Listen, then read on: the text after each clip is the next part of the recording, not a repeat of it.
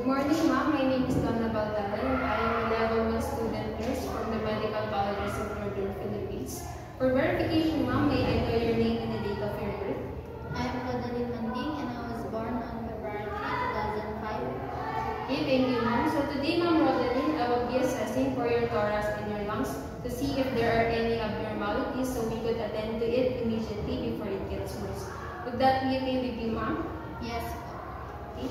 So now I will be performing hand hygiene.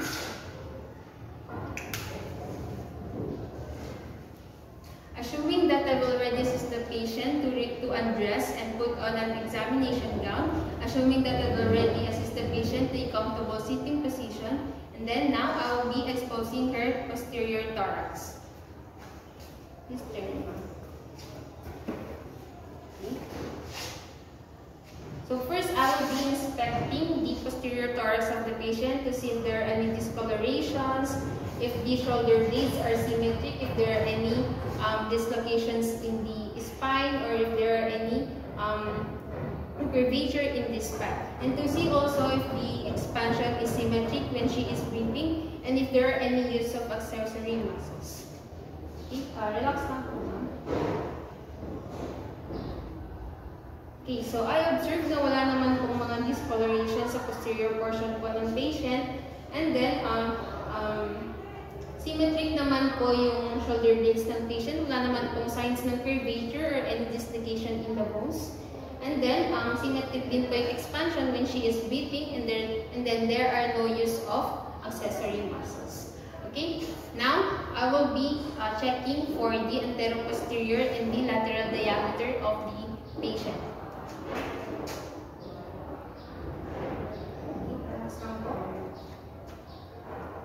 Okay, I observed na ratio ng anteroposterior and the lateral diameter of the patient is 1:2, which indicates normal. Okay, now I will be palpating for the spine and the posterior thorax of the patient. First, I will be palpating for the temperature using the back portion of my hands.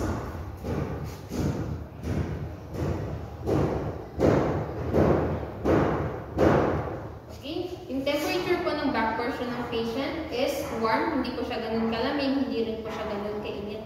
Okay, now I will be palpating for any masses, any tenderness, or any lesions po sa back ng patient. Okay, ma'am, sabihin niyo po sa akin kung masakit po sa part na ito. Okay po ba? Hindi na. Dito po. Hindi. Dito po. Dito po.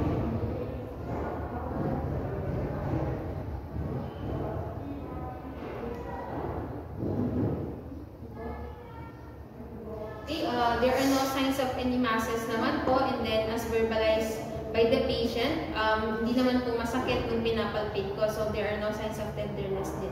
Now, I will be palpating for the tactile firmitude of the patient. Okay, ma'am, as I palpate, please say the word 99 again. 99.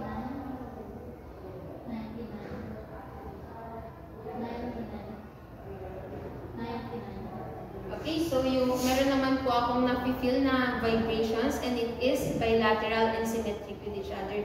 Okay, now I will be checking for the thoracic expansion of the patient. Okay, I will place my hands at the level of T9 and T10. Okay, ma'am, please take a deep breath po. Inhale. Exhale. Inhale. Okay, so the distance of the thumbs should be at 3.5 cm. Okay, so the thoracic expansion of the patient is normal. Now, I will be percussing for the posterior and then the lateral thorax of the patient, as well as the diaphragmatic exertion.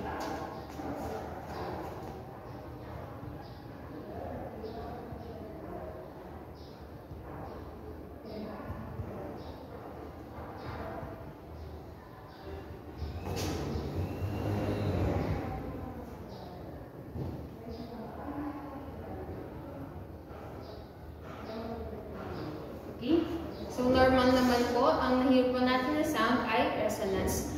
Okay? So, next is I will be auscultating the. the posterior thorax of the patient.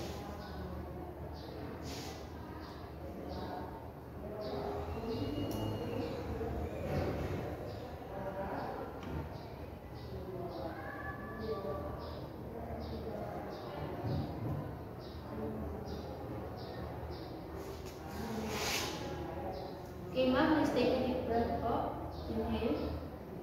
Exhale. Inhale. Exhale. Inhale. Exhale. Inhale. Exhale.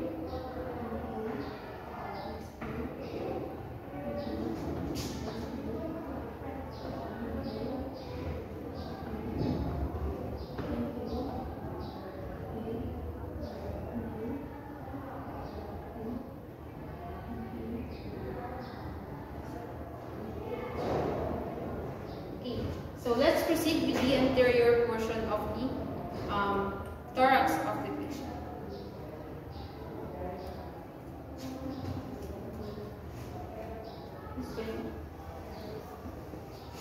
Okay, we will do the same procedure as we did with the posterior thorax. We will inspect for any discolorations, if there are any dislocations in the bones, and if the expansion is symmetric when she is breathing, as well as the use of accessory organs.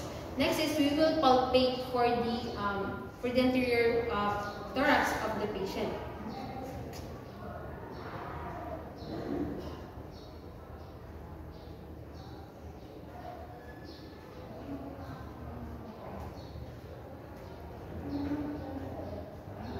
Then we will also check for her tactile tremulous. Please say the word 99, ma'am, as Albert.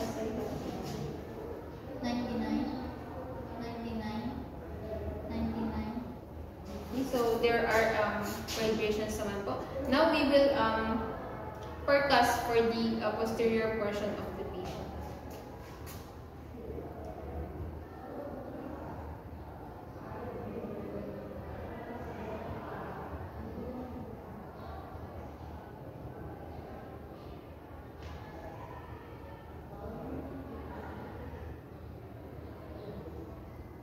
Okay, and the next is to auscultate.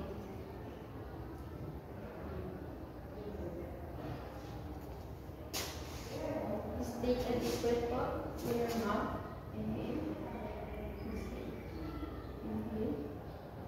Exhale. Inhale. Inhale. Exhale. Inhale.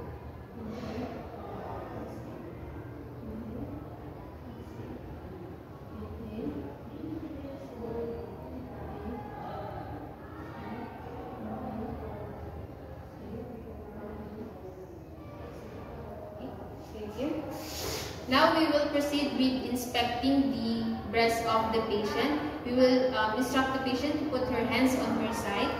Put her hands on her side, on her hips, and on top of her head. Okay. Next is we will palpate for the axilla of the patient, and her hand should be on her side. Okay, there are no any locks naman po. Now is we will assist the patient to a supine position, and we will need to put a pillow on her back to support her back and to further or to thoroughly examine her breast. Then we will palpate for the breast and the nipples of the patient. If there are any secretions or any lesions present, we should use a gloves to prevent any contamination or transfer of bacteria. Now, for the last procedure, we need to assist the patient to remove the examination gown and then put her clothes again, and then we will perform hand hygiene.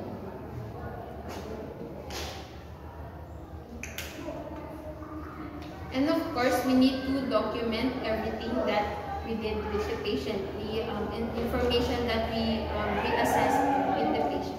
Okay, so that would be all.